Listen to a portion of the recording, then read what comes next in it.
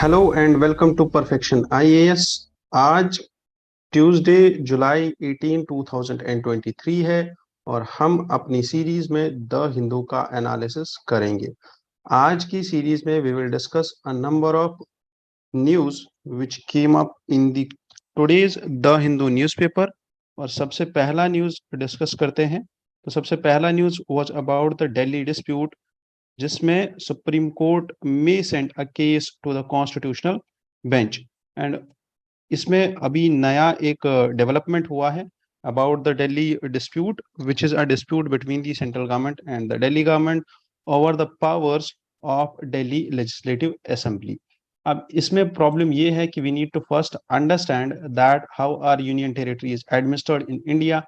और उसमें दिल्ली का सबसे दिल्ली के प्रोविजंस क्या है, पुडुचेरी के प्रोविजंस क्या है according to the constitution and according to the acts of Delhi and Puducherry, which regulate the formulation of legislative assembly and the constitutional amendment act 61st।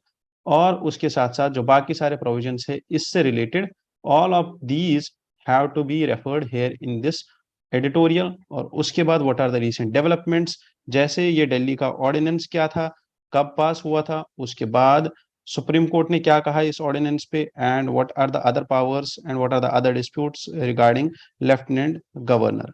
ठीक है, तो let's start our discussion as we do in this series. हम क्या करते हैं, हम पहले basics cover करते हैं और उसके साथ साथ करंट का न्यूज भी कवर करते हैं। तो starting with article 239 AA of the Constitution. This article was inserted by 69th Constitutional Amendment Act in 1991, which gave a special status to Delhi. अब ये जो स्पेशल स्टेटस मिला है दिल्ली का, according to this the Delhi will have a legislative assembly and an administrator plus a legislative assembly, and subject to the provisions of the constitution, this legislative assembly will have powers to make laws in the national capital territory part with respect to the matters of state list and concurrent list, except the matters of police, public order and land. ये तीन subjects ऐसे हैं state list में जिन पे दिल्ली की government legislative assembly law नहीं बना सकती। These came under the union government. Now further this article 239 AA also notes that LG will either act, this administrator which will be a lieutenant governor will act as per the aid and advice, जैसे governor state में होता है वैसे ही this will also act as per the aid and advice of the council of ministers of Delhi to implement the decisions which are taken by the president. Fine, तो इसके बाद हम आगे बढ़ते हैं। This act also empowers lieutenant governor to refer a difference of opinion. अब अगर COM ने एडवाइस दिया which is in difference to the advice which was in difference to the views or the opinion of lieutenant governor, then this matter will be referred to president. Hence this gives a dual control in the government, which is LG or elected government, दोनों का control होगा on some powers, and at this point of time if you feel or if you can realize this thing, there will be a power tussle. अब अगर power tussle होगी तो how are other union territories which are there, which are administered by the Indian Constitution, और उनमें क्या mechanism चलता है। तो part 4th of part 8th of Indian Constitution from Article 239 to 241 deals with the union territories, and it says that union territories will be administered by the president through an administrator who will be appointed by the president, and he will be acting as a representative of the president. So will be the case of Delhi and Puducherry के साथ, but so Delhi and Puducherry के साथ they will have their own legislative assemblies, and the special provisions which are there with Delhi and Puducherry and now with Kashmir also, Union Territory of Jammu and Kashmir, which is yet to be constituted, the legislative assemblies there will be provided with Council of Ministers, which will be headed with Chief Minister. ठीक है, तो that's all about the basics of this debate. However, अगर आप देखो तो there is one more thing which we need to cover here, and that is about the ordinances which are passed in Indian polity. And Article 123 provides the powers to President, which are legislative powers to the President to promulgate ordinances. Ordinance promulgation power, and in which either of the two houses of the parliament is not in session. That is, either of houses of parliament अगर session में नहीं है, at that point of time, if there is a certain emergency and urgent situation, at that point of time president can promulgate an ordinance regarding that subject matter of the law.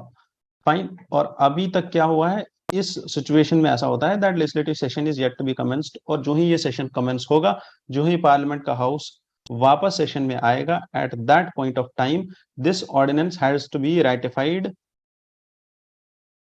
Bye parliament within 6 weeks of reassembly. ठीक है. तो parliament जो ये ordinance promulgate हो रही है, इसका जो मैक्सिमम वैलिडिटी होता है, दो अलग अलग पॉइंट्स है, इनको समझना जरूरी है. इसका वैलिडिटी होता है 6 months का plus 6 weeks.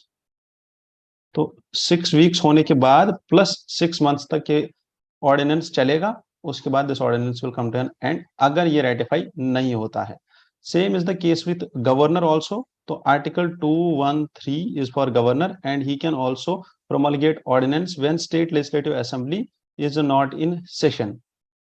And if the two houses start their sessions on different dates, then the later date is considered for 123 and 213. Done. तो यहां तक हमारा डिस्कशन कवर हो गया किसका, बेसिक्स का. Now coming back to the ordinance which was passed in May, and this ordinance was promulgated by Indian president about the giving the powers to lieutenant governor of India over the services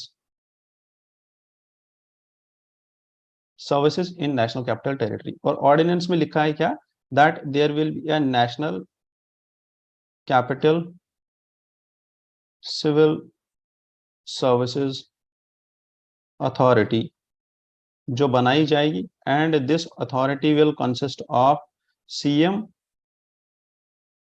plus 2 IAS officers, and they will decide by the vote of majority. ठीक है. And the criticism over this NCCSA is that कि यहाँ पे जो है this move is effective and it will create a situation where the elected chief minister will be potentially overruled by the appointed civil servants. ठीक है. और यही एक कंट्रोवर्शियल पॉइंट है जहां पे नाउ दी दिल्ली गवर्नमेंट है challenge this in supreme court, and now supreme court has decided to refer this to a constitutional bench, जो हम यहाँ पे देख रहे थे. Making sense. And this power tussle has been going on long about Delhi and the union ministry. ठीक है. So what are the other issues with this ordinance?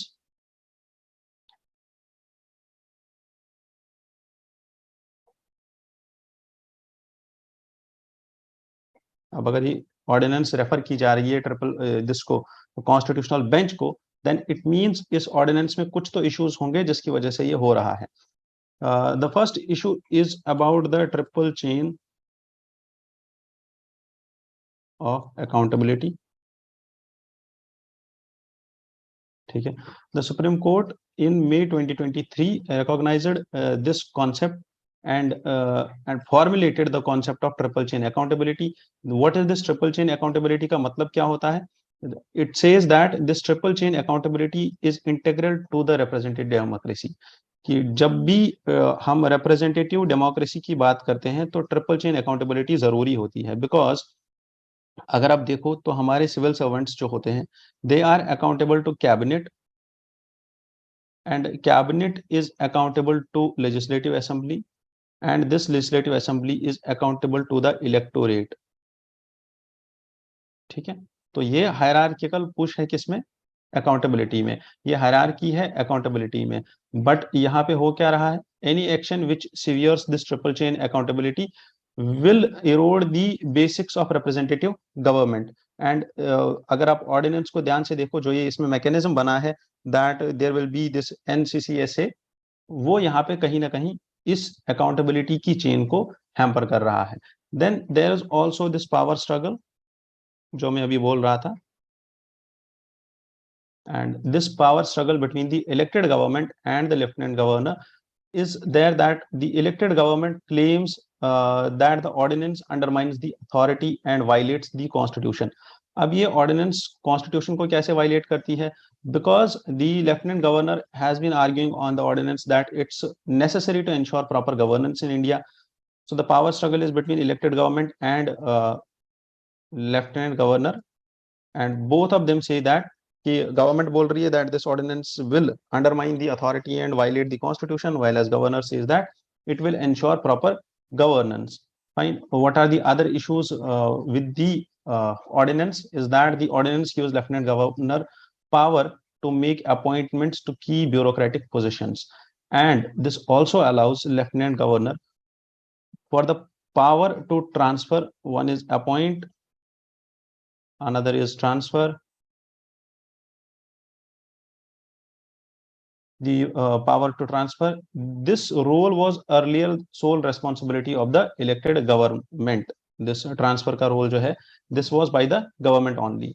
And what are the constitutional issues which are involved in this ordinance is that the elected government बोलती है कि जो दिल्ली की government है, it says that this ordinance violates the constitution because it gives the power of appointment to and transfer, it takes away the power of appointment and transfer from the government and shifts it to lieutenant governor, and which erodes the principle of federalism। ठीक है, तो that is all what's creating confusion in the governance structure of the Delhi। ठीक है, तो अब इसके consequences यही होंगे that this case will go to the judiciary and the undermining of autonomy and democracy is there, and this will affect somehow the administration of the governance जब तक ये टसल चलता है। Done with this, now Supreme Court in its recent most move has said that they will constitute a constitution bench which will refer this case। और अगर आप यहाँ पे देखो what are the key controversies and what are the contesting points over the Delhi's rule is that this ordinance amends the constitution। Delhi government का क्या perspective है, Supreme Court में क्या arguments है, that this amends the constitution through ordinance route, and then Delhi government also says that Delhi government has power over state public services।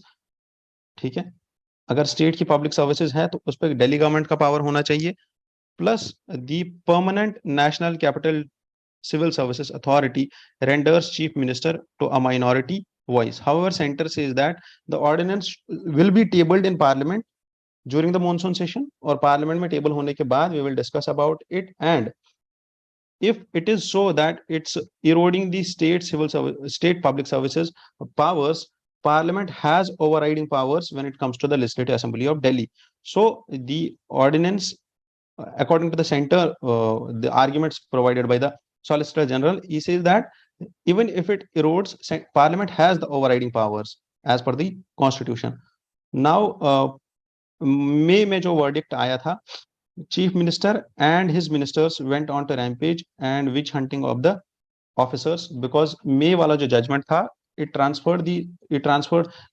gave the powers of public services to the Delhi government, और उस time पे Delhi government started transfer and उनने कुछ mechanisms use किए against the corruption और उन civil servants के against में who were working in tandem with the central government। Done, and that's all about this news। Then the second news was about Niti Aayog reports, and Niti Aayog report says that 13.5 crore people have been lifted out of the multidimensional poverty index। Multidimensional poverty index at the global level जो हमने देखा था, this Niti Aayog's index is different from the global index जो multidimensional poverty index UNDP निकालता है, उससे अलग है। This index came in news in the last week, और अगर आपको देखना है तो you can refer to that discussion also about the multidimensional poverty index, MDPI, what are its parameters and how is it being calculated and formulated, वो अलग है. Now NITI Aayog has provided this data about multi-dimensional poverty index that the people around 13.5 crore people have been lifted out. और इसमें अगर आपको कोई point याद रखना है, that is this point that Bihar, Jharkhand, Meghalaya, Uttar Pradesh and Madhya Pradesh are the are those states which are multidimensionally poor states, और जहां पे high percentage of multidimensionally poor people are there. The data which is being used in MDPI of Niti Aayog is from the National Family Health Survey 1921. ये वाला भी point हमें याद रखना है. Plus this index also uses the global methodology only. ठीक है, तो it's somehow similar to the UNDP's MDPI. So you should refer to that, UNDP's MDPI. And moving ahead in this section, there are very less news which are important. Now the editorial section में हमारे पास एक ऐसा news आया था which was about common civil code or the uniform civil code, जो हम usually refer करते हैं uniform civil code को. ठीक है, this news is about common civil code and it says common civil code provides or spells the equality for every Indian. This author has a different way of writing. इन्होंने जो personal laws है उनको लिखने के तरीके में कुछ अलग किया है. And it he says that these personal laws जो हमारे पास हैं, जिन पे the religious pundits who are very much ardent on not changing these personal laws or restricting themselves or severely criticizing the move about uniform civil code, these personal laws are actually the British manufactures. और वो जो personal laws है, these are the actual British products. तो colonial products है ये. तो इसलिए हमें एक तो ये भी पर्सपेक्टिव है कि कॉलोनियल लॉज है वो पास्ट के लॉज है, these are the laws from the dark ages. तो हमें ये लॉज को चेंज करना चाहिए. That is first thing. Second thing, he talks about that how is uniformity there in the personal laws. ठीक है, when he says that the laws are boxed, he talks about uniformity. And he says that everywhere there is this patriarchal farming and it's in every law. And he says that in every law man is holding a superior level over the woman. और इसमें problem ये है, like he is giving the examples like कर्ता कौन होता है. Hindu undivided family में कर्ता इज द हेड. Muslims में a divorcee woman is not entitled to maintenance beyond a certain point of time. Plus the Parsi women are also when they marry outside a community they are excommunicated. So he says that this India's civil code is actually uniform in discriminating against these in discriminating against the woman. He also talks about, अगर आपको याद होगा पिछले हफ्ते हमने एक ऐसा discussion किया था about the tribes of Jharkhand. ठीक है, in which there was a representative civil activist who was informing them about uniform civil code. That was the lead article, that was the research based article in last week, and he was informing them about how this uniform civil code will change the inheritance laws. तो in tribes also these inheritance laws are there. ठीक है, कि daughter cannot inherit his parents property. However the practices which are there in the tribes, it the practices जो वहां पे अभी common है, जो वो लोग एक्सेप्ट कर रहे हैं, दैट इज कि हाँ डॉटर को नहीं मिलेगा inheritance, it's okay. Plus they practice this thing that a woman or a wife can have inheritance claims over his husband's property. तो उनके जो वहां के particularly उनके जो अपने customs है, they are different from what actually uniform or this liberal or this rational law uniform civil code will bring in. So this author asks, or this author argues, that there is actually a need, that is, there is actually a need for uniform or universal civil code which is applicable to all. So he replaces the word uniform to universal, as he says that there is already uniformity in the laws as they all are discriminatory. Okay, and now what we ask for is a universal civil code which will apply to all. And he again gives some examples about the matters of diversity, and he highlights the point जो doctor B R Ambedkar ने बोला था, that India is not conceived as federation of religions because there should not be too much emphasis on religion.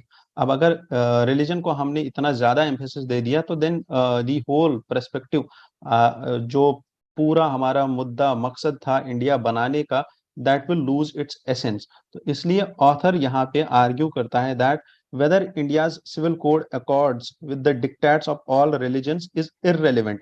कि civil code हर एक religion को fulfil करे वो matter नहीं है. मैटर ये है कि civil code democratic principles of liberty, equality and dignity को हाईलाइट करे, उनको सबसे ऊपर वाली पोजीशन दे दे. तो ये जो आर्ग्यूमेंट यहाँ पे ऑथर ने लिखा है ये हमारे लिए इंपॉर्टेंट हो जाता है. ऐसे आर्ग्यूमेंट्स अगर हम अपने आंसर में यूज करते हैं तो वहां पे हमारे लिए हेल्प हो जाती है, हमारा आंसर जो है दूसरों से अलग हो जाता है. ठीक है. देन नेक्स्ट पॉइंट इज कि civil code by resorting to the argument that civil code infringes upon religious freedoms, ये गलत आर्ग्यूमेंट है कि ये रिलीजियस फ्रीडम्स को हाईलाइट ये वायलेट करता है. द एक्चुअल थिंग इज कि we fail to see that religious freedoms mean that the freedom to adopt the faith of one's choice. आपने किसी भी रिलीजन को अडॉप्ट किया, that is your religious freedom.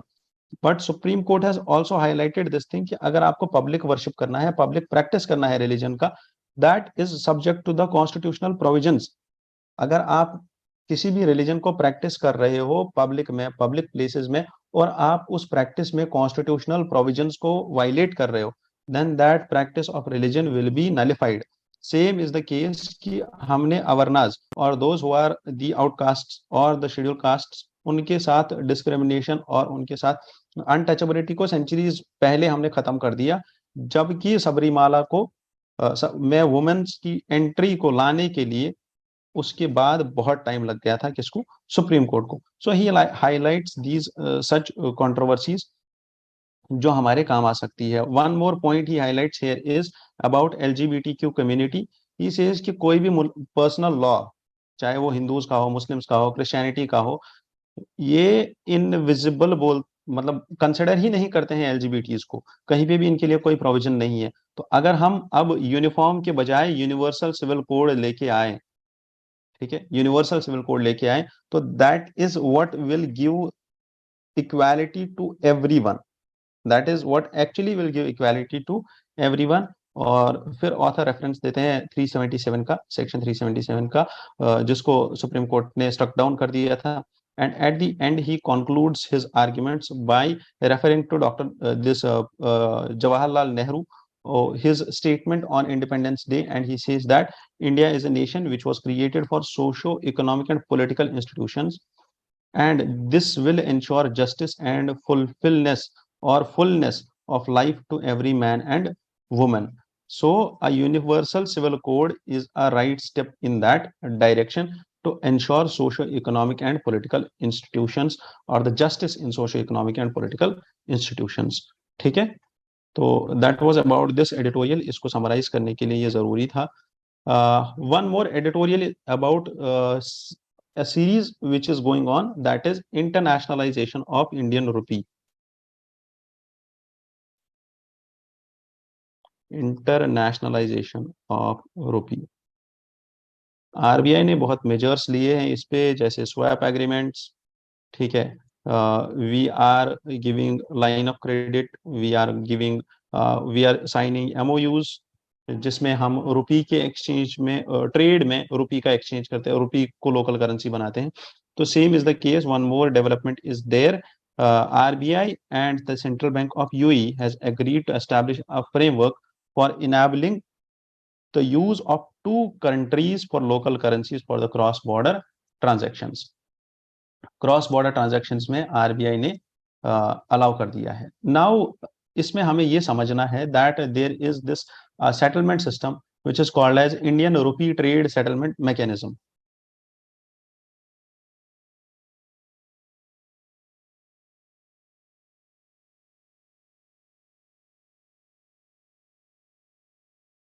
Indian rupee trade settlement mechanism. तो पहले हम अमेराती का पढ़ेंगे और उसके बाद हम जाएंगे Indian rupee trade settlement mechanism पे कि ये मैकेनिज्म असल में है क्या। तो रूपी दिरहम सेटलमेंट सिस्टम जो है क्यों किया गया है, what are the provisions, again the arguments will be same as we argue for internationalization of rupee, same will be the arguments here। और आर्ग्यूमेंट क्या होगा, that this memorandum will be there between two central banks, और ये क्या करेगा, all the current account payments including those which are involved in two countries for exporters and importers and certain permitted capital account transactions will be settled in rupee और दिरहम। तो कुछ payments मतलब जितने भी पेमेंट्स जाएंगे करंट अकाउंट से और कुछ कैपिटल अकाउंट के पेमेंट्स रुपी या दिरहम में ही करेंगे। क्यों? क्योंकि डॉलर का यूज अवॉइड करेंगे। तो that is something called as de dollarisation. 2 हफ्ते पहले एक आर्टिकल आया था इसी पे, वो आर्टिकल को भी हम रेफर करेंगे आज। Plus there is one more similar news in the same editorial about this de dollarization, और इस पे क्वेश्चन आ सकता है and which is very much expected question from international relations plus economy का mix which is the political economics. ठीक है, तो यहाँ पे ये मिक्स हो जाएगा और ये क्वेश्चन बहुत ही डायनामिक होने वाला है।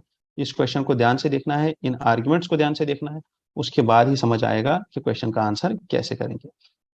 Now this settlement has been set up between two banks about the local currency settlement system, and now the immediate benefit of this system will be that कि डेवलपमेंट होगा रुपी और दिरहम का फॉरेन एक्सचेंज मार्केट में, और इससे क्या होगा, pricing जो दो करेंसीज की है वो इक्विवेलेंट लेवल पे रहेगी, उतना ज्यादा फ्लक्चुएट नहीं होगी as compare to dollar and euro. अब ये करने से क्या होता है, ये करने से होता है ये है कि एक्सपोर्ट्स प्रमोट होते हैं और लोकल लेवल करेंसी जो है वो एक्चुअल में स्टेबल हो जाती है। ठीक है, स्टेबिलिटी आती है लोकल लेवल करेंसी में। RBI's interdepartmental group has suggested that this could act as an important step for the internationalization of rupee। जैसा हम अभी तक बात कर रहे हैं, same is RBI also talking about। Now UAE's trade surplus with India has been widening in the months since bilateral comprehensive economic partnership agreement came in effect in May 2022। तो trade surplus जो है widen हो रहा है। Now the thing is कि UAE is on trade surplus, और इसलिए हमें ये वाला स्टेप लेना जरूरी था। The other possibilities of this is that UAE coming to serve as a currency entry port by enabling Indian businesses. तो अगर ये हमारे लिए एक एंट्री पोर्ट बन जाता है, that too will be helpful for our Indian businesses because we are currently trading in Russian oil, और Russian oil, Russia, UAE and India, these Western Asian countries and dirham will be a gateway for such transactions because यहाँ पे debate आएगी जो हमने last time की थी about the de dollarisation of rupee, and that debate was about de dollarisation of rupee, de dollarisation of international trade. Sorry, इसमें problem ये था that Russia and India have been trading in Russian oil, but the agreement जो यहाँ पे साइन हुआ था that was the payments will be done in what, Chinese yuan. ठीक है, अब अगर चाइनीज युआन में पेमेंट कर रहे हैं रशिया और इंडिया आप एक दूसरे को इन दी ऑयल ट्रेड, तो Chinese yuan will take the centre stage, not the Indian rupee. अब अगर इस चीज को अवॉइड करना है, then this agreement of this UAE and India signing into using the local currencies of rupee and dirham, यहाँ पे हमारे लिए एक इंपॉर्टेंट पॉइंट निकल के आता है कि हम काउंटर कर सकते हैं चाइनीज युआन को थ्रू दिस ट्रेड। ठीक है, तो ये होता है बेनिफिट जब आप कोई एनालिसिस ज्वाइन करते हो, जब आप कोई एनालिसिस को कंटिन्यूअसली फॉलो कर रहे होते हो, बिकॉज आई नो कि मैंने स्टूडेंट्स को ये चीज पढ़ाई है, और अभी जब मैं आपको ये बता रहा हूँ तो you can get that concept कि हाँ लास्ट टाइम हमने ये चीज डिस्कस की थी कि how this agreement between Russia and India paying in Chinese yuan is helping in de-dollarization but is also hampering internationalization of rupee. कुछ स्टूडेंट्स को मैंने उस मतलब उस टाइम के उसके उस लेक्चर में मैंने स्टूडेंट्स को एक क्वेश्चन भी दिया था, वो क्वेश्चन उनको अटेम्प्ट करना था, काफी सारे स्टूडेंट्स ने लिखा भी था और मेरे पास आया भी question, and that question was that how the de-dollarization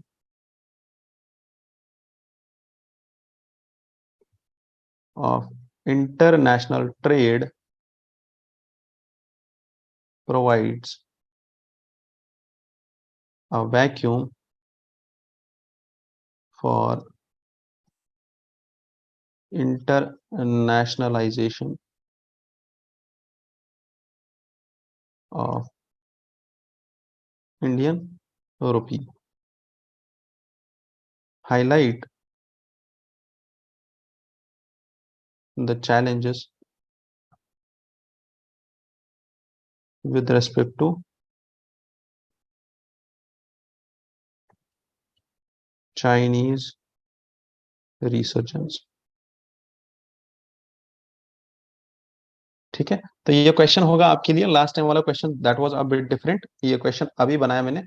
now the thing is कि इस क्वेश्चन को आप अटेम्प्ट करो, इस क्वेश्चन को अटेम्प्ट करने के बाद इस क्वेश्चन का आंसर आप मुझे पीडीएफ में भेजो व्हाट्सएप पे, और कहाँ पे भेजोगे, 9031036712, ये हमारा ऑफिस का नंबर है, ये हमारा हेल्पलाइन नंबर है परफेक्शन आईएएस दिल्ली ब्रांच का।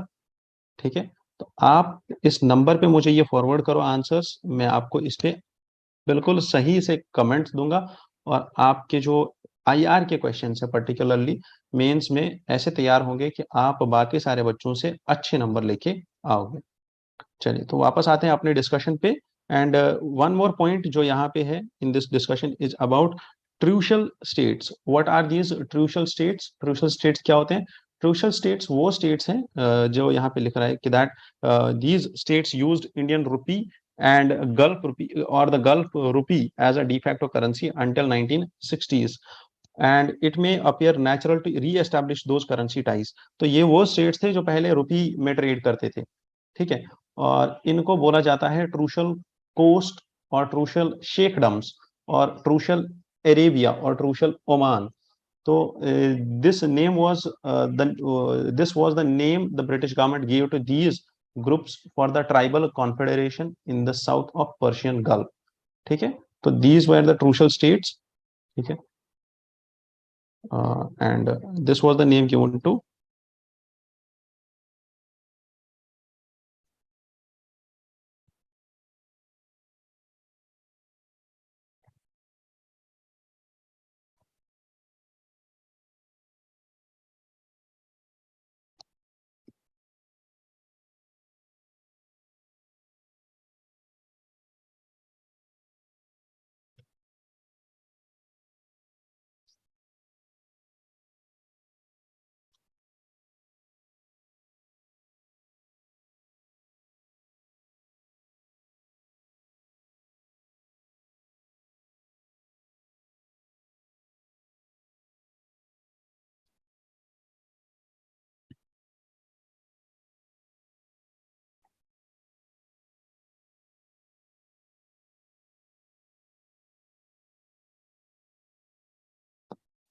These crucial states, these were the confederation of tribal states in Gulf of Persia. This name was given by Britain. And why? Who all are the countries which were involved in this? It was Abu Dhabi. उस time पे Oman को Ajman बोलते थे, Dubai था, Fujairah था, and then Ras al al Khaimah और Sharjah और al Quwain. तो दीज वेर सम स्टेट्स जिनको उस टाइम पे क्रूशियल स्टेट्स बोला जाता था। You all need to remember is this was the confederation of tribal states in the Gulf of Persia. ठीक है, तो नाउ द थिंग इज कि our discussion here is done about these social states. Let's move to the next discussion. ठीक है, दूसरे editorial पे चलते हैं, नेक्स्ट एडिटोरियल पे। ऐसे पॉइंट्स प्रीलिम्स में आ सकते हैं, तो इसलिए मैं ये चीजें बता देता हूँ पहले ही आपको। ठीक है,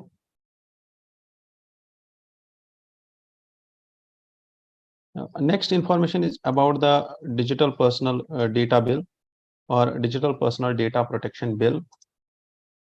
तो यहाँ पे हमें ये समझना है कि what are the provisions of this bill and why is it being criticised so much. As यहाँ पे बोला जा रहा है कि राइट टू इंफॉर्मेशन एक्ट जो है, इसके प्रोविजंस को ये रिवर्स कर देगी। This author highlights here something which is very much dialectical in nature, जिसको आप बोल सकते हो कि ये बहुत ही लाइक अच्छी चीज बोल रहे हैं, दैट आरटीआई जो है, आरटीआई में कुछ ऐसे प्रोविजंस है जो इंडियन सिटीजन्स को एम्पावर करते थे, और they make the Indian state citizens as actually the rulers and owners of India. क्यों? बिकॉज जब तक आपके पास इंफॉर्मेशन नहीं है, तब तक आपके पास इंफॉर्म्ड सिटीजनरी नहीं होगी, और जो इन्फॉर्म्ड सिटीजनरी होती है यही पार्ट लेती है डिसीजन मेकिंग में, और यही पार्ट लेती है पॉलिसी एनालिसिस में।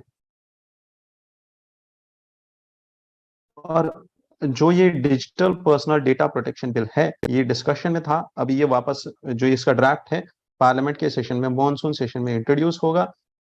जुलाई 20 से अगस्त 11 तक मॉनसून सेशन चलेगा। उस सेशन में ये बिल इंट्रोड्यूस होगा, वापस टेबल होगा, और उसके बाद इस बिल पे डिस्कशन होगा। बट जो ही ये बिल पब्लिक में आया, उस पे कमेंट्स हुए, उस पे क्रिटिसिज्म हुआ। Now how this movement of RTI act started, this is also highlighted by the author, and he talks about the Mazdoor Kisan Shakti Sangathan which was there at that time.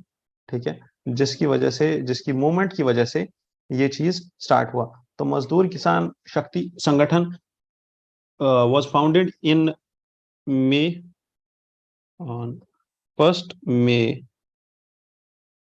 1990s by Aruna Roy, Nikhil Dev, and Shankar Singh from the village in Devdungadi of Rajasthan. ठीक है, तो that's a bit of a fact about मजदूर किसान शक्ति संगठन of Rajasthan. ये थोड़ा सा आप इसको याद रखिएगा, ठीक है, आपके लिए हेल्पफुल हो जाएगा। और हो सकता है अगर मॉडर्न हिस्ट्री का पार्ट है, तो अगर इसमें पोस्ट इंडिपेंडेंस इंडिया का एक्चुअल में पोस्ट इंडिपेंडेंस का पार्ट है एक्चुअल में, अगर इस पे एमसीक्यू आता भी है, तो you need to consider that MCQ, आपका वो भी हो जाएगा इस चीज से। Now moving forward in the debate about personal data, digital personal data bill, and this particularly how this embraces the citizens, RTI में this author highlights some key specific provisions of RTI. That is this section 8(1) subclause 8 clause 1 subclause J of RTI, and it says that ये जो digital data protection bill है, ये कमजोर कर देगी इस section को। अब इस सेक्शन में ऐसा क्या है जिसको ये कमजोर करेगी, और उससे क्या होगा? This digital data protection bill amends the section 8 clause 1 subclause J to read as, अब इसके बाद इसका लैंग्वेज चेंज करके लिखते हैं, that this reads as exempt the information which relates to personal information, कि जो भी गवर्नमेंट ऑफिसर है जिसको आपने अप्लाई किया कि मुझे कोई इंफॉर्मेशन चाहिए, ठीक है, he will now have this right to deny the public information, he will have this right to deny information to the public। तो जो ये पीआईओ होगा या पब्लिक इंफॉर्मेशन ऑफिसर होगा, इसको कैसे ये राइट मिलेगा कि ये आपको बोलेगा अंडर आरटीआई ऑल्सो कि ये इंफॉर्मेशन आपको नहीं दे सकते? Because in this digital data protection bill there is a clause कि वो एक आर्ग्यूमेंट देगा दैट जो आप इंफॉर्मेशन मांग रहे हो that is personal in nature, वो इंफॉर्मेशन पर्सनल है, ठीक है।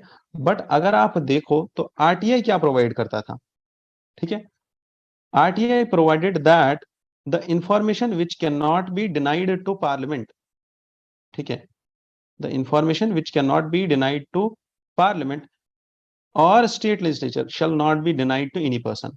तो क्या ये पीआईओ जो यहाँ पे आपको इंफॉर्मेशन डिनाई कर रहा है, क्या ये सेम आर्ग्यूमेंट यहाँ पे पार्लियामेंट या स्टेट लेजिस्लेचर को दे सकता था, that he will deny this information to state legislature or to parliament, and he is denying the same information to you also. There is one more argument. He says that examples quote करते हैं that the Department of Personnel and Training they refused the number of annual performance appraisal reports of IAS officers. ये उनने refuse किया पिछली बार, क्यों? Because they said that it was personal information. Plus उनने देखा that the details of the beneficiaries of prime ministers fund या PM fund या bogus cast certificates कितने हैं, एजुकेशन सर्टिफिकेट्स कितने हैं, गोस्ट एम्प्लॉयज कितने हैं. तो दी ऑथर का यहाँ पे जो पॉइंट है, जो ये हाईलाइट करता है पॉइंट, दैट इज अबाउट कि ये सारा इंफॉर्मेशन आपको डिनाई किया जाएगा. क्यों डिनाई किया जाएगा? Just on the noting that कि ये इंफॉर्मेशन पर्सनल है इन नेचर. ठीक है, but actual argument is this कि can you deny the same information to the parliament और द स्टेट लेजिस्लेचर. ठीक है, तो that is how this author talks about कि why is this bill violating the provisions of this RTI act.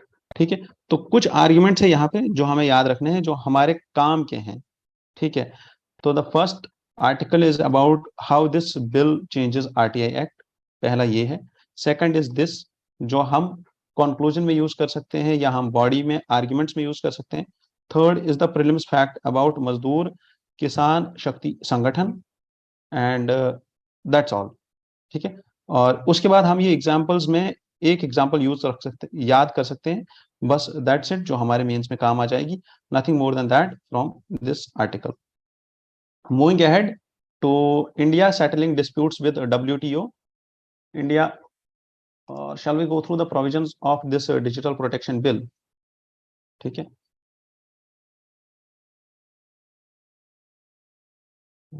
let me do a bit of explanation about for you about this digital data protection bill.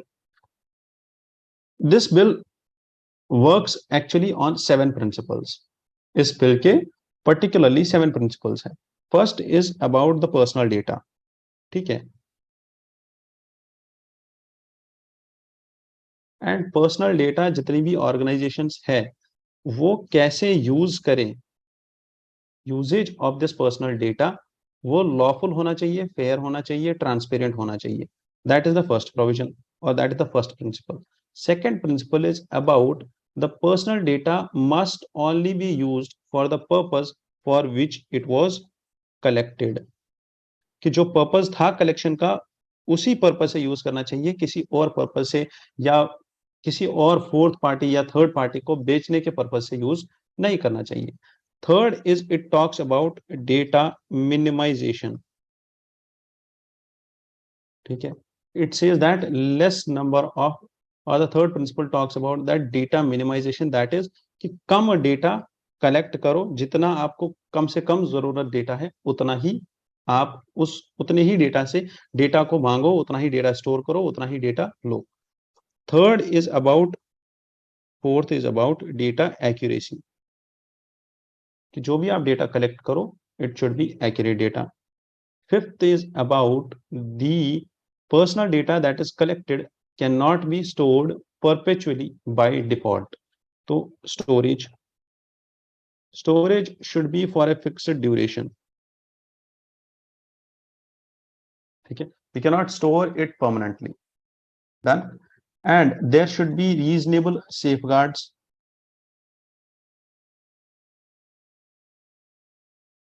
ठीक है, and seventh is about there should be accountability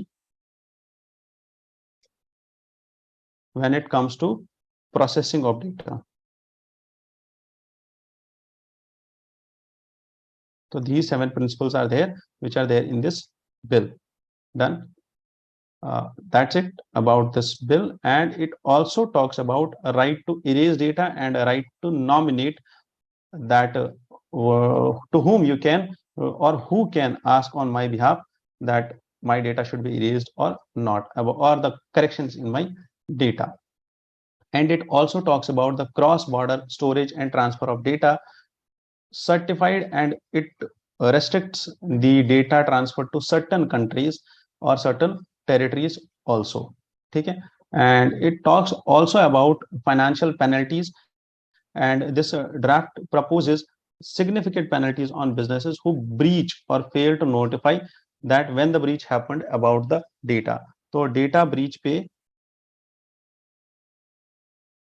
ठीक है, अगर reasonable safety safeguards नहीं है, then 250 crore तक का fine लग सकता है. ठीक है.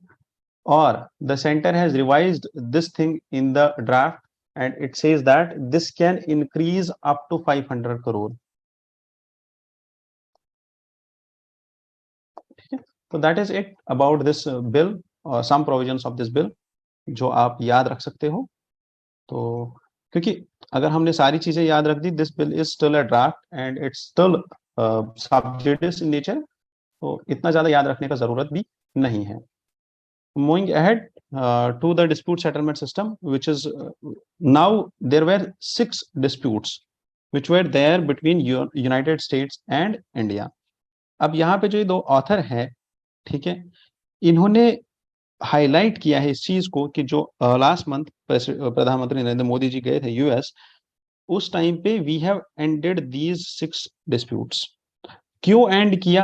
क्योंकि ये डिस्प्यूट्स कहाँ पड़े थे? हमारे डब्ल्यूटीओ में. और डब्ल्यूटीओ में क्या है, लास्ट हफ्ते हमने डब्ल्यूटीओ का पूरा मैकेनिज्म पढ़ा. ठीक है, कि डब्ल्यूटीओ में कौन सा डिस्प्यूट सेटलमेंट बॉडी है, कैसे होता है, डब्ल्यूटीओ में अपीलेट बॉडी कौन सी है, वहां डिस्प्यूट रेजोल्यूशन कैसे होता है, कितने लोग होते हैं.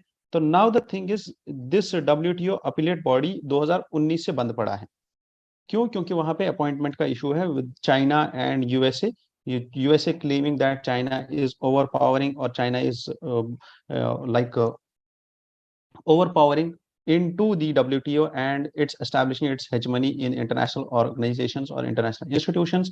So that is altogether a different debate. But यहाँ पे क्या issue हो रहा है? That is कि WTO का जो अपीलेट बॉडी है वो बंद पड़ा था, इसलिए इंडिया और यूएस ने रेजोल्यूशन मैकेनिज्म, और इन्होंने जितने भी केसेस पड़े थे, 6 केसेस पड़े थे, उनको सॉल्व कर दिया. ठीक है. The decision to end these long standing trade disputes was taken. ये पॉइंट अपने आप में इंपॉर्टेंट है when it comes to India US relations. इसको लिखना अपने क्वेश्चन में, अपने आंसर में, ये जरूरी है when it comes to international relations and the disputes or the conflicts between India and USA, that this is a significant development. इसके बाद क्या हुआ? दिस ऑथर टॉक्स अबाउट, ये तो अपॉइंटमेंट ऑफ जजेस वगैरह, ये WTO का इशू बता रहा है कि क्या इशू है. WTO talks about that there were 3 cases which were settled as a part of the deal, and these were settled before the defunct appellate body was there. अब इसमें एक इशू था इंडियाज नेशनल सोलर मिशन, जिसमें India asked the manufacturers to purchase the local material, purchase the local raw material, और US ने challenge किया, and then India won the case. और उसके बाद क्या हुआ? देयर वर सम सब फेडरल स्कीम्स और सब federal provisions which US was giving, और उसकी बेसिस पे इंडिया रिटेलिएटेड और India imposed the tariffs and all. That was one thing. Second thing is that there is the issue of SEZs, and there is the issue of export oriented unit schemes in India. There is the issue of corporate tax deductions which India is providing under SEZ scheme. SEZ scheme में जितने भी startups होते हैं या जितनी भी organisations और firms यहाँ पे अपनी फर्म या प्रोडक्शन यूनिट्स सेटअप करते हैं, उनको बहुत सारे टैक्स डिडक्शंस मिलते हैं. Now the author is highlighting here कि यहाँ पे कुछ चैलेंजेस हैं इस चीज के. ठीक है, कि यहाँ पे यूएस इन पॉइंट्स को भी हाईलाइट कर सकता है. while India's appeal to this defunct body would have kept the disputes dormant, but यहाँ पे हमने क्या किया? तो we proceeded और हमने इन आर्ग्यूमेंट्स को और हमने इन इश्यूज को सॉल्व कर दिया, including the merchandise exports from India scheme. तो ये जो स्कीम थी, इसको भी इंडिया ने वॉलंटरली रिमूव कर दिया, because this scheme was also something which was talked about by US. तो that's it. This is a point. अब इसके बाद जो इसमें आर्ग्यूमेंट्स आए हैं, ठीक है, the challenge by India about the controversial section 323 232 of the tariffs which were imposed under the US Trade Expansion Act 1962. ये सब चीजें हमारे लिए इंपॉर्टेंट नहीं है और हमें ये याद रहेंगी भी नहीं. Even if they are important, ये याद नहीं रहेंगी और इतना हम कोट नहीं कर पाएंगे अपने आंसर में. ठीक है. इंडिया यूएस बायलैटरल रिलेशंस में हमें बहुत कुछ कोट करना पड़ेगा. ठीक है. Now the assignment of the day is for you, that is what is this MFN, most favoured nation क्या होता है. इंडिया ने अभी ये स्टेटस किस स्टेट से रिमूव किया है, किस कंट्री से रिमूव किया है, ये चीज आप कमेंट सेक्शन में बताएंगे. Comment about this thing, what is most favoured nation. और अभी इंडिया ने रिसेंटली पिछले साल में या इस साल में किस नेशन को मोस्ट फेवर्ड नेशन के लिस्ट में से बाहर किया है. ठीक है. डन. आगे चलते हैं. The risk of small states having heavy reliance on union government. पिछले साल भी फिस्कल फेडरलिज्म पे ऐसे डिबेट्स चले थे when it came to GST compensation, and it talks about that the fiscal federalism कि स्टेट्स और स्मॉल स्टेट्स जो है उनको जब शेयर मिलता है सेंटर के रेवेन्यू का, तो वो शेयर पे ओवर डिपेंडेंस होना कुछ स्टेट्स का उनके डेवलपमेंटल प्रोसेस में दिक्कत कर सकता है. So now this author, it's not about author, it's about the data points. These data points are there, or this chart is there, or this graph is there. ये data बस एक चीज को show करता है, that is कि ये जो small states है उनको prioritize करना चाहिए कि वो अपना own revenue generate करें, and this will reduce their vulnerabilities in future. क्योंकि पिछली बार भी ऐसा हुआ था in GST compensation scheme, and ये वाला ही पॉइंट है जो हमें याद रखना है इस पूरे आर्टिकल में से.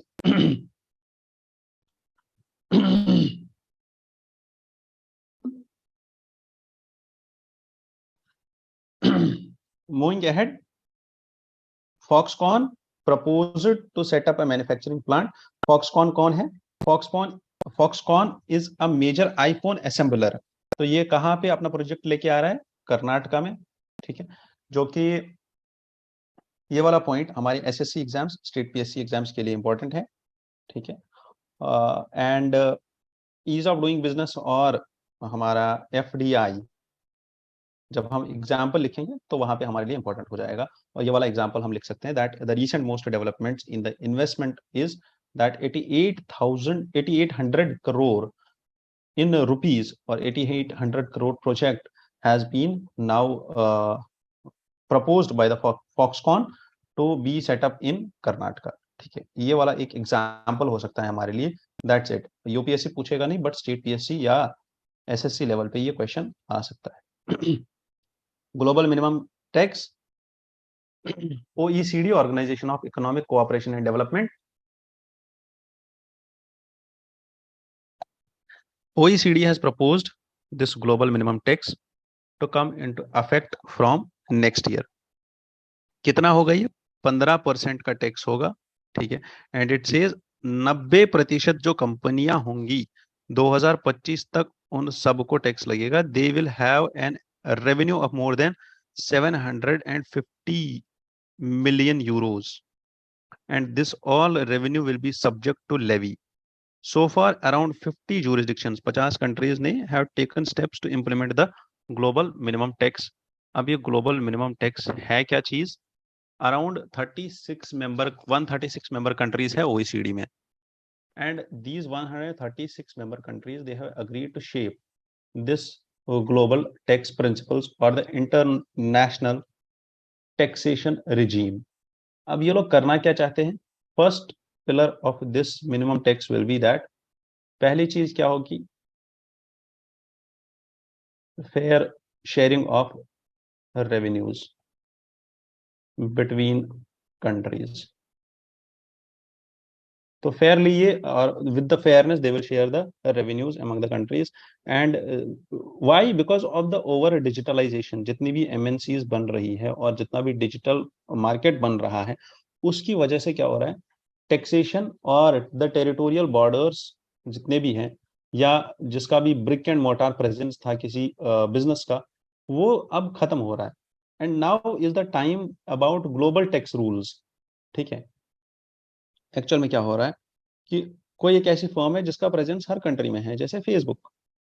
They are earning revenue from India, they are earning revenue from multiple countries all over the world, but the company is taxed in their home state, है ना? और this company is taxed in such state जहां पे ये अपना बोल रही है कि मैं बस इस ऐसे स्टेट में हूं जो एक टैक्स हेवन है, वहां पे टैक्स पे कर रही हूँ जो कि बहुत ही कम टैक्स है. Second pillar is this will eradicate the race to bottom eradication. That is countries के बीच में एक ऐसा रेस लगा हुआ है कि जो कंट्री सबसे कम टैक्सेशन लगाएगी, ये जो कंपनीज है, ये जो एमएनसीज है, ये उसी कंट्री में अपनी बेस सेटअप करेंगे. अब क्या है, इंडिया में अगर 20% का टैक्स है और मॉरिशियस या किसी और टैक्स हेवन में, मान लीजिए पनामा में, ऐसा है कि बस 10% का टैक्स है, तो जो ये कंपनी होगी, चाहे वो फेसबुक है, इसका बेस चाहे कहीं पे भी हो, ये अपना बेस रजिस्टर करके उस कंट्री में से दिखा देगी कि I am based in this country, ठीक है, where the taxation rate is only 10% and I am paying the taxes over there. My all revenue taxes are paying, मेरा जितना भी टैक्सेशन का है, मैंने अपना सारा टैक्स वहां पे पे कर दिया, and this country will also accept that thing. Why is this country doing so? Because of the revenue. और ये रेवेन्यू कहाँ से जनरेट हो रहा है? किसी और इकोनॉमी से. और इस रेवेन्यू का बेनिफिट किसको मिल रहा है? किसी और इकोनॉमी को. तो now to make a fair and universal platform for all of this, ये इंटरनेशनल टैक्स रूल्स को सेट करने का एक नया रिजीम है, that is this global minimum tax. Making sense? तो what is OECD? OECD is an intergovernmental economic organisation जिसमें 38 member countries है, ठीक है. ओईसीडी 38 मेंबर कंट्रीज है, ठीक है. ये 1961 में बनाया गया था. This forum of countries describes themselves as democracies and market economies. Done. OECD members are high income economies, ठीक है, high income economies with a very high HDI. इनका डेवलपमेंटल इंडेक्स भी ऊपर है. OECD member countries collectively comprise of 62.2% of global GDP, and they have a global GDP purchasing power parity of 42.8% purchasing power parity, ठीक है, of the global GDP. So that is how we can use these statements. देखो, ये दो statements हमारे introduction में काम आ जाएंगे, और ये 3-4 स्टेटमेंट्स ऐसे हैं जो हमारे प्रीलिम्स में काम आ जाएंगे, डायरेक्ट पूछे जाते हैं कभी ऐसे, ठीक है. तो आगे चलते हैं. कल के डिस्कशन में वी डिस्कस्ड एवरीथिंग अबाउट चीताज.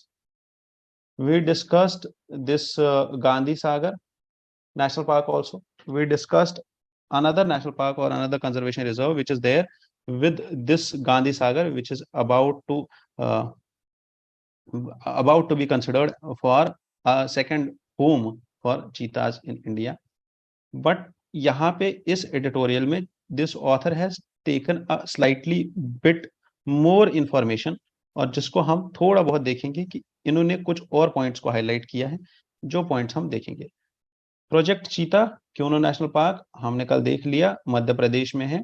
आप कल का डिस्कशन रेफर करो, आपको बिल्कुल समझ आ जाएगा कि क्या चीज है, ठीक है. तो हमने क्या सोचा था, टारगेट क्या है हमारा प्रोजेक्ट चीता का? 5 से 10 एनिमल्स हम लेके आएंगे हर साल, जब तक हमारे पास 35 चीता आ जाएंगे. कहाँ से लेके आएंगे? साउथ अफ्रीका से या नमीबिया से लेके आएंगे. हाउएवर साउथ अफ्रीका और नामीबिया में जैसे इन चीतास को रखा जाता है, इनको फेंस्ड रिजर्व्स में रखा जाता है, मतलब बंद एक रिजर्व में रखा जाता है जिसके इर्द गिर्द बॉर्डर होता है.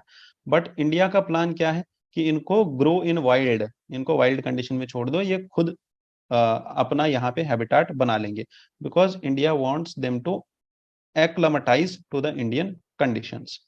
नाउ 11 जो अभी तक यहाँ पे हैं, अभी हैं 11 चीता यहाँ पे जो अभी हैं, दे आर इन वाइल्ड.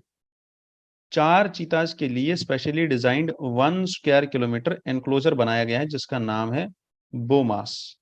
तो ये नाम यहाँ पे याद रखना आप लोग, ठीक है। It's a 1 square kilometre enclosure for 4 चीताज और मोर देन 4 उन चीताज के लिए जिनको हम एक्लमेटाइज करने के लिए यहाँ पे छोड़ रहे हैं, ताकि उनको कम से कम वो सारी सहूलियतें मिलें जिससे वो एटलीस्ट पहले एक्लमेटाइज हो जाएं, उनको यहाँ का क्लाइमेट समझ आ जाए, उनको यहाँ पे बाकी सारी चीजें हो जाए। हाउएवर जितना भी अभी तक ट्रांसलोकेशन हुआ है उसमें से 5 चीता मर गए हैं और 3 जो पिछले महीने कब्स पैदा हुए थे उसमें से 3 मर गए हैं, अभी एक बचा हुआ है। 4 थे वो total. Surya was a nickname of one and he died. अब ये ऑथर यहाँ पे इस चीता के बारे में बोलता है कि एक्चुअल में इसका रीजन क्या था। उस चीते की गर्दन पे एक जख्म था and which was infected by maggots. और ऑथर ये भी बोलता है वेटरी दीज द डॉक्टर्स और the vets they have talked about the parasites. वो पैरासाइट्स जो यहाँ के बिग कैट्स को अफेक्ट नहीं करते बट उनने चीता को अफेक्ट किया होगा। प्लस मॉनसून का सीजन है, जो मॉनसून का सीजन वहां नहीं होता साउथ अफ्रीका में, तो वो भी एक रीजन है कि जहाँ उसकी वजह से भी डेथ हुई हो। एंड पर्टिकुलरली द स्कॉलर जो इन चीतास को लगाया जाता है टू ट्रेस देयर मूवमेंट, वो भी पॉलिस्टीरीन का बना हुआ है, तो वो भी शायद कहीं ना कहीं इस कॉलर की वजह से भी उसको इन्फेक्शन हुआ हो। Now there is a committee, expert committee, जिनने बोला है कि there will be a process जिसमें हम इन सब चीताज को पकड़ के एक बार फिजिकल एग्जामिनेशन और मेडिकल एग्जामिनेशन के लिए कंसिडर करें। हाउएवर ऑथर हाइलाइट्स कि ये बहुत ही लंबा प्रोसेस होगा और इससे जो हमारा प्रोजेक्ट चीता है उस पर इफेक्ट पड़ेगा। चीता, दूसरा चीता जिसका नाम था तेजस, ही शी ऑल्सो डाइड, ठीक है। Why she died? Because this author highlights कि this death happened within the enclosure, while the official version goes that the cheetah died immediately after being fatally wounded, and the reports that cheetah too may have sustained an infection. अब इसको भी कुछ जख्म लगे थे और इसको भी कुछ इन्फेक्शन हुआ था और due to heat and malnourishment may be there, जो ऑथर हाईलाइट करते हैं and which is not important for us. But yes, how successful has been Project Cheetah so far? The success of this cheetah can be decided by this thing कि 8 हमारे पास चीता आए थे Namibia से और उसके बाद 12 चीता आए थे हमारे पास साउथ अफ्रीका से, वाइल 4 हमारे यहाँ कब्स भी पैदा हो गए थे पिछले महीने, ठीक है। I guess around in May, I guess. तो so for the one mistake जो अभी तक हुआ है कि 20 के 20 चीताज को हमने क्यों रिजर्व में रखा, 20 के 20 चीताज को, which is having a too little space and less prey, जिनको वो मार के खाए वो भी कम है और स्पेस भी कम है। तो इसलिए plus one more thing is there, that is the adaptive capabilities and psychological adjustment problems with these cheetahs. तो ये सारे इश्यूज हैं जो इस चीता प्रोजेक्ट में आ रहे हैं, ठीक है। तो that is why they are considering now Gandhi Sagar in Madhya Pradesh also, and there is one more reserve in Rajasthan which is being considered about this। Madhya Pradesh Gandhi Sagar जो है ये 4 डिस्ट्रिक्ट्स में फैला हुआ है, ठीक है। There is one more tiger reserve which is there in Rajasthan. आप मुझे उसका नाम बताइए, कल के डिस्कशन में बोला था मैंने कि this tiger reserve consist of 4 districts, ठीक है। और गांधी सागर में 2 रिवर्स मिलते हैं, ये भी बता दीजिए कौन से 2 रिवर्स मिलते हैं यहाँ पे। Plus one more problem with this project cheetah is that the animals are very delicate, उनको चोट लगती रहती है और जिसकी वजह से उनको इन्फेक्शन होता है। Plus there currently Indian cheetahs are not facing any competition from their predators, this has been established there and now the move towards Gandhi Sagar is a positive move, and one more tiger reserve can be considered about that to allow them more space and all। तो that is something which author has talked about. हमारे लिए जो points important हो जाते हैं that is these points जो हमारे लिए आर्ग्यूमेंट्स बन सकते हैं। First is the scholar point, second is monsoon season, parasites, these 3 points can be there, जो इन्फेक्शन वगैरह का पॉइंट है, about what are the problems and what are the challenges, वो ये है, these are the policy challenges. Plus what is the success of this कि 20 हमने लाए 20 में से अभी डेथ हुआ है कितने का? I guess 4 of them have died out of the 11, 4 in special and 5 have died. ठीक है, 3 बच्चे मर गए, 5 बड़े चीते मर गए हैं। ठीक है, and these are the points which are important for us, nothing more than that. Hollywood का कुछ कहानी है, not important for us, because the actors here are on strike. क्यों? क्योंकि इनको लग रहा है कि दी पब्लिशर्स और दी Hollywood industry is earning more profit than the screenwriters and the actors because of the streaming platforms. ठीक है, that can be a argument जो हम ले सकते हैं about this about the coming of technology in the artistic field. Stream of consciousness, I'll ask you all to read this editorial बिल्कुल ध्यान से समझ के। क्यों? Because this is something which is out of UPSC, मतलब हमारे लिए उतना इंपॉर्टेंट नहीं है। But this stream of consciousness क्या होती है, क्या टेक्निक है ये मॉडर्न लिटरेचर में जो बोला जाता है कॉन्शियसनेस कितना इंपॉर्टेंट है। ऑल्दो मैं इस एडिटोरियल पे अलग से एक वीडियो बना लूंगा आज, but this editorial is very much important to understand your own mind, कि आप अपने माइंड को कॉन्शियस कैसे रखो, आप अपने थॉट्स पे काम कैसे करो। ठीक है, आपके जो थॉट्स आते हैं वो काम कैसे करते हैं, how are the thoughts working actually, आप अपने थॉट्स को कंट्रोल कैसे करते हो, और उसके बाद how are these thoughts non linear in nature, और उसके बाद जो मेंटल इवेंट्स होते हैं या जो हम जिसको बोलते हैं later it causes to OCD and all, उतना जाने का जरूरत नहीं है। बट द थिंग इज यहाँ पे आपको एटलीस्ट इतना समझ आ जाएगा कि साइकोलॉजी एंड मेंटल अवेयरनेस कितना जरूरी है हमारे लिए, और हम अपने माइंड को समझे ये कितना जरूरी है। ठीक है, तो do read it on your own, this will help you a lot. US hands over 105 antiquities to India following the agreement. Last month जो अग्रीमेंट हुआ था उसमें इलीगल ट्रैफिकिंग पे भी बात हुई थी, एंड 105 कुछ इंडिया के आर्टिफैक्ट्स थे जो यूएस में थे जो हमें वापस मिले हैं। Now there is one agreement which is known as cultural property agreement, which US and India is working upon to sign this agreement, and this will curb the illegal trafficking of cultural artifacts in future. ये agreement जो है important हो जाता है SSC के exams के लिए, not for the UPSC level exams, but हाँ यूपीएससी में मेंस के आंसर में हम इस एक पॉइंट को मेंशन कर सकते हैं। ठीक है, on the point of cultural diplomacy, ठीक है, और सॉफ्ट पावर। ठीक है, चलिए आगे। Manipur violence, we dealt with it, आराम से हमने कर लिया Manipur violence. Rupee dirham deal, पहले एक एडिटोरियल कर चुके हैं हम इस पे, जो एक एडिटोरियल आया था ऊपर, just in the left of the right editorial, which was the first editorial in this newspaper only. तो वो एडिटोरियल में सब कुछ लिखा हुआ है about this internationalization of rupee and this deal. Scorpion class submarines आ रही है हमारे पास फ्रांस से, जो हमने डील लिखा हुआ है कहाँ, इंडो फ्रांस रिलेशनशिप्स में। Then comes the Black Sea agreement, and this Black Sea agreement is there. ठीक है, what is this Black Sea green initiative? This Black Sea grain initiative, या ये जो यूएन ब्रोकर्ड डील थी पिछली बार for the export of grains from Ukraine. Ukraine एक ऐसा कंट्री है which is the largest exporter of wheat, maize, rape seeds, sunflower और sunflower oil and sunflower seeds, ये सब का लार्जेस्ट एक्सपोर्टर है। ठीक है, नाउ अगर ये लार्जेस्ट एक्सपोर्टर है तो यूक्रेन पिछले एक साल से कॉन्फ्लिक्ट में है, वॉर में है, तो अब प्रॉब्लम क्या है? अब प्रॉब्लम ये है कि एक्सपोर्ट कैसे होगा?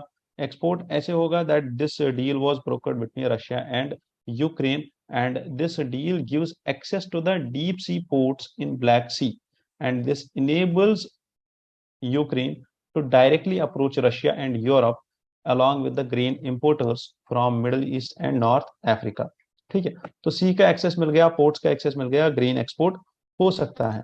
Now there is this Kerch bridge attack जो अभी हुआ है, अटैक हुआ है, ड्रोन अटैक, एंड रशिया ने इसको बोला है that this is a terrorist action and we will take retaliatory measures. तो ये अटैक्स तो इनके बीच होते रहेंगे because they are on war. हमें समझना है Black Sea grain initiative, plus हमें समझना है वेयर इज ब्लैक सी। तो ब्लैक सी कहाँ है और ब्लैक सी ग्रेन इनिशिएटिव क्या है? तो first it is the Black Sea grain initiative, and as this Ukraine is the largest exporter globally of wheat, maize, rapeseed, sunflower oil and seeds. Sunflower oil and sunflower seeds. Now this grain initiative enables deep sea ports का access in Black Sea to Ukraine for the importers from Middle East. Done. This initiative has also been credited for having made a huge difference between the global cost of living crisis. Approximately around 9.8 million tons of grains have been shipped since this agreement. ठीक है, so this was only because of the shipping of these grains, and that's all what we have. हमने देख लिया that this is for excess and important export. यही है जो हमसे पूछा जा सकता है prelims को लेके. Then comes the Black Sea.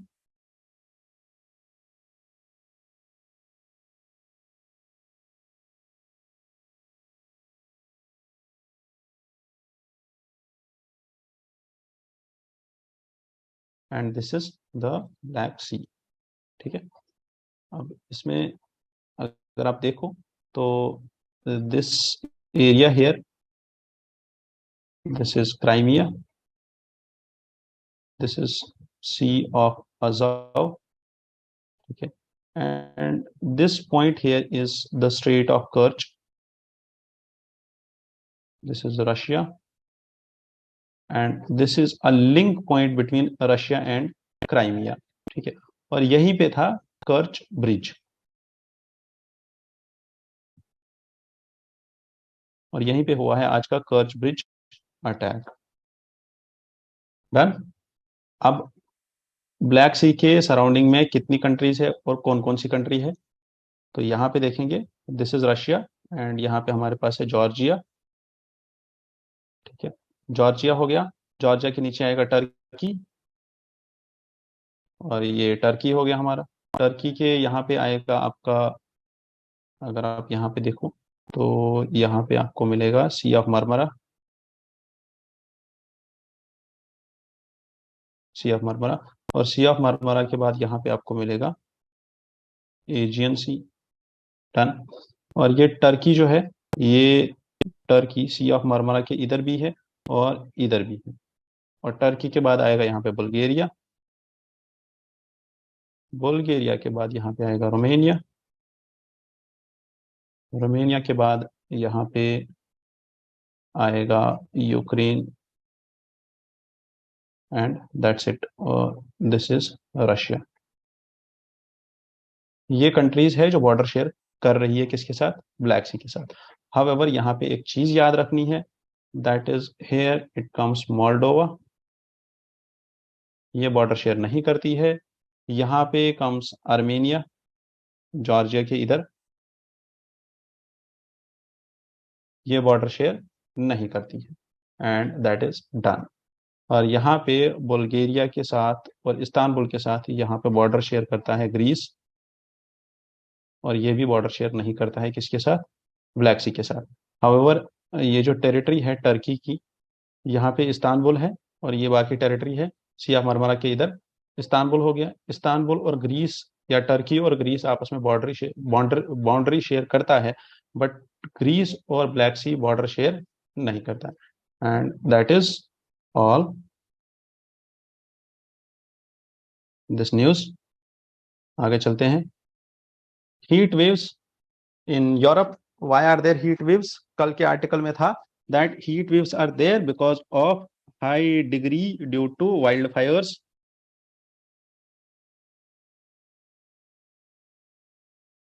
High frequency of wild fires and too much of wild fires last year, और उसकी वजह से भी ग्लोबल वार्मिंग इंक्रीज हुआ है। ग्लोबल वार्मिंग इंक्रीज हुआ और उसकी वजह से now there is around a temperature of 40 degrees.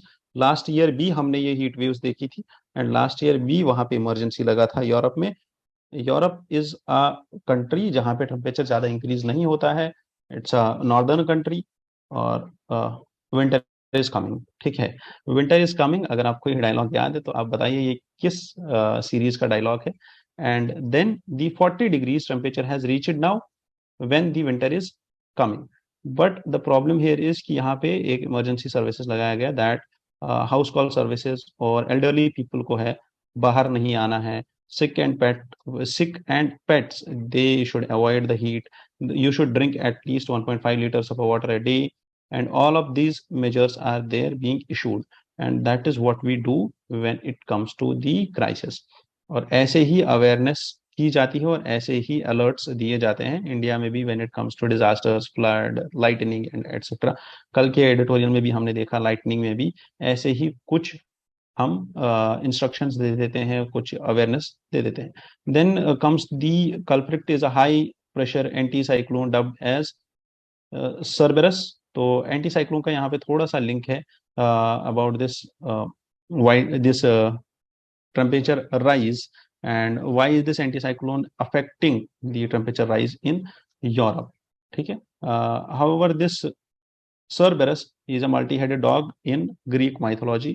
तो Cerberus क्या है? Cerberus ये ग्रीक माइथोलॉजी में इज मल्टी हेडेड डॉग, और ये किस मूवी में था ये ग्रीक माइथोलॉजी का डॉग, ये भी आप बता दो। Then coming to the next news, which is RBI to detail about banks to expedite the rupee trade। अब रुपी को ही ट्रेड करेंगे तो कैसे ट्रेड करेंगे, क्या है इसका मतलब? इसका मतलब ये है इंटरनेशनलाइजेशन ऑफ रुपी। और आरबीआई क्या क्या यहाँ पे कह रहे हैं, आरबीआई ने एक SOP, that is a standard operating procedure issue करेगा RBI for banks to help them in easing out the rupee trade mechanism. What is this rupee trade mechanism? Rupee trade mechanism is a settlement system. ठीक है, rupee trade mechanism is a settlement system और the payment settlement system जो RBI allow कर रहा है किनको? Banks को। तो RBI has announced this mechanism for international trade in rupees। Done. It means that this will increase the use of Indian rupee in all international transactions instead of dollars and big currencies। अब हमने क्या किया है, RBI asks the banks to open special vostro rupee accounts. These vostro rupee accounts are being open by Indian banks. और ये कौन से accounts होते हैं जिसमें रुपी स्टोर, रुपी सेव किया जाता है, रुपी में करेंसी सेव किया जाता है। And these banks have allowed, और these accounts have been allowed for Mauritius, Russia और श्रीलंका। ठीक है, and now the awareness and all will be dealt with, और ये एसओपी भी आरबीआई इशू कर देगा about this thing। And this settlement mechanism will increase the exports and imports in Indian economy। This will help in internationalization of Indian economy। This will reduce the trade deficit। This will reduce the trade deficit। Exports increase हो जाएंगे तो trade deficit कम हो जाएगा। And this will help in stabilising the disruptions in market और international market. जो disruptions आते हैं उनको स्टेबलाइज करेगा। Plus this will help in increasing the India Russia trade.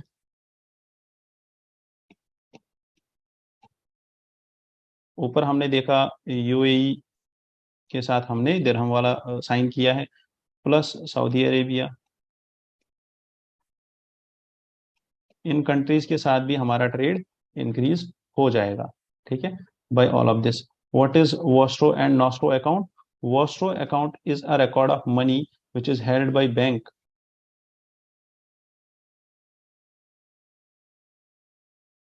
और owed by bank, जितना पैसा बैंक के पास है, और owed to bank by a third party, that is vostro. And nostro is a way of keeping track of how much of bank's money is held by other banks. Economy की terms है, important terms है, दोनों को याद रखना जरूरी है। Make sense? आगे चलते हैं। कोई भी डाउट हो तो यू कैन कॉन्टैक्ट अस, हाँ, about anything. You need help in economy, you need help in polity, or you need help in any other book or any other UPSC related preparation, आपको कोई भी help चाहिए, आपको बिल्कुल हिचकिचाना नहीं है, hesitate नहीं करना है, कुछ भी सोचना नहीं है, बस एक काम करना है, परफेक्शन आईएएस आना है। हमारे पास we have a team of faculties and mentors who at least have an experience of 5 to 20 years, and faculties especially have the experience of more than 10 years of teaching. Mentors have experience of more than 3 to 5 years, more than 3 to 5 years. These people will solve all of your doubts in your one-on-one sessions. आप one-on-one mentorship में आओ, one-on-one sessions में आओ। आप अपने sessions schedule कराना चाहते हो, 9031036712 पे कॉल कीजिए और आपके सेशन शेड्यूल हो जाएंगे। Any doubt regarding current affairs, how to prepare, how to make notes, self notes कैसे बनाएं, आंसर राइटिंग कैसे करें, स्टार्ट कैसे करें, हर एक चीज का आंसर आपको किया जाएगा। तो we are done with this session today. I wish you luck for the day ahead. Thank you, all the best.